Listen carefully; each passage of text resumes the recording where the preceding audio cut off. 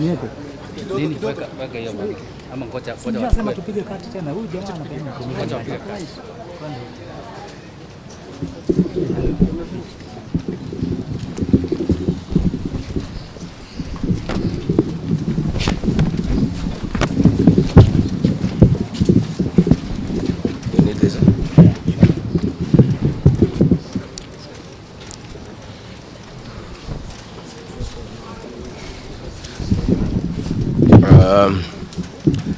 Good people, are you ready? You are? Thank you very much. We are here at the current hospital. To see the Honorable George Koimburi, the Honorable Member of Parliament for Juja, who was brought here in critical condition. Last Friday, the Honorable George Koimburi had a function in his constituency in a place called Gachororo, and he had a serious engagement with his constituents. In fact, had the opportunity to address those people through the phone. And after he left the ceremony, he was accosted by officers from the DCI who chased him, and he was able to escape using a motorbike with the help of the local constituents. His vehicle was impounded and his driver was arrested. That vehicle is still in the hands of the DCI. And on Sunday, when he was in church, immediately after the service, 2 undercover agents of a killer squad that has been put in place to deal with elected leaders who are not supportive of William Ruto abducted him in full glare of the church members, and in the process almost harmed his wife. It is not known where he was taken to, but after a serious search early this morning, he was found in a coffee plantation in Kebichoi, that is in the Githongori constituency, badly beaten and in very serious condition. He was taken to a hospital for first aid and later brought here where he was admitted. And I've just seen him and I've talked to the doctors, and they have confirmed that the Honorable George Koimburi was tortured by professionals. He has serious soft tissue injuries. This is torture normally done by professionals. He has lost his voice, and the doctors are working round the clock to restore his vocal cords. And the Honorable Koimburi has been able to communicate through writing because he is not able to speak. That some chemical was administered through inhalation, and the doctors have told us that preliminary investigations confirm that that chemical has interfered with his vocal cords. The doctors have assured us they are doing everything within their power to make sure that he is out of danger. They have taken blood and urine samples to private laboratories, different ones, so that they can establish what could have happened in matters poisoning. You remember last weekend I said that a special squad had been set aside and now we have confirmation that President William Ruto, CS for Interior Kipchumba Murkomen, and the Deputy Inspector General, Mr. Eliud Langat, all from the Kalenjin community, have put up a squad to deal with leaders who are opposed to this regime. The Honorable Kipchumba Murkomen has sent a message to us through common friends that his appointment to the Ministry of Interior is to make sure that William Ruto is re-elected as president and to deal with anybody who can stop that objective. Officers from the National Police Service has confirmed to us that a special squad of 20 police officers from the Nandi sub-ethnic community are the ones behind the abduction of George Koimburi, and they are the ones that were deployed in Kakamega to target the Honorable John Methu and Karungo Athangwa. Specifically, there were about 300 police officers who were deployed in Kakamega, but 20 police officers from the Nandi sub-ethnic community under the direct command of the Deputy Inspector General, Eliud Langat, and reporting to Kipchumba Murkomen and William Ruto, had been assigned to harm the Senator for Nyandarua and the Senator for Kiambu because of their vocal stand against this regime.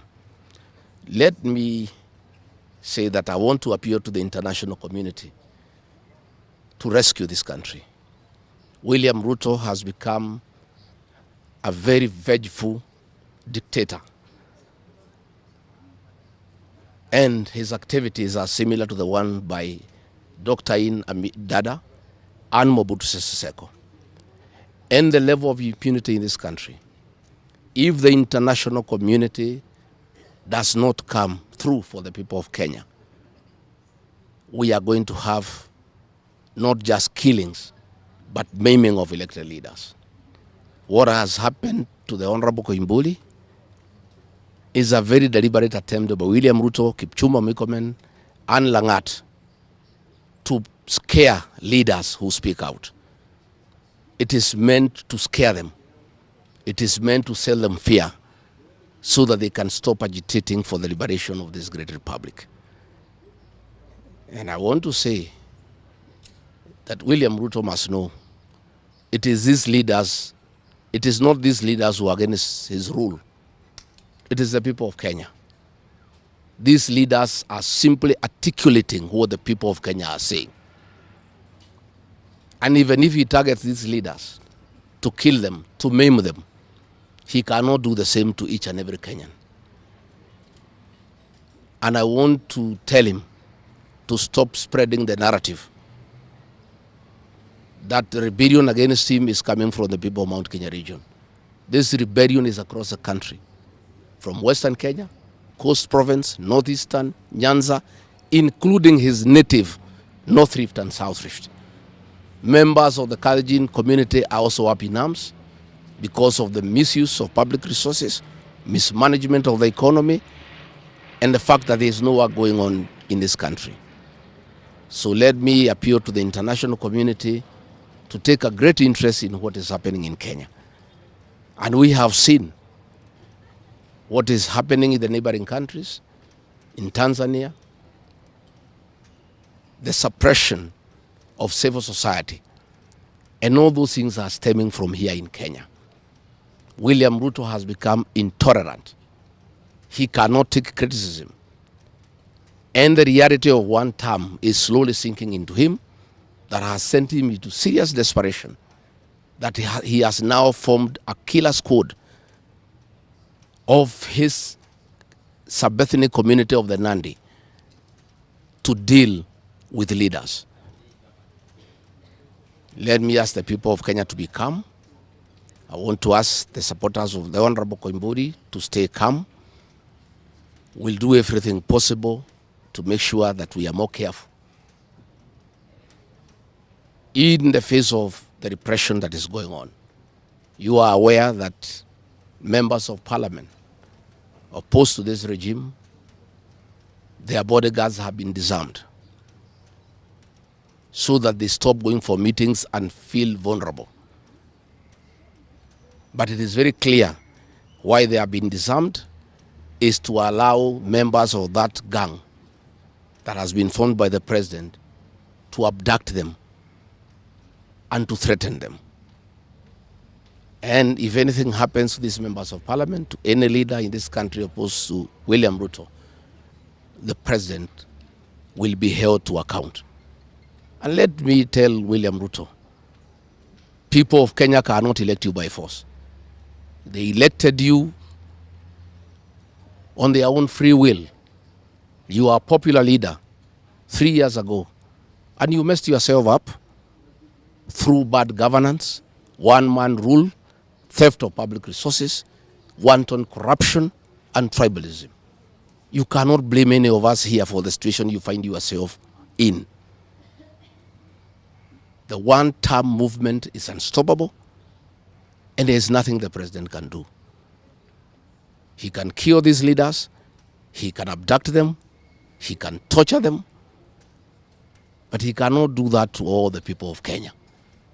So I want to urge members of parliament and senators and others not to give up. Nobody can die from morning to evening. You can only die once. And the tree of liberation will be watered by blood. The Honorable George Koimburi is a hero of the Kenyan people. What he has undergone, the torture, the pain he is in, the anguish to his family members is not in vain. This liberation will take place, it will happen. And let me conclude by asking the Kenyan people not to be intimidated. Kenya is a constitutional democracy. They are entitled to cast their vote the way they want.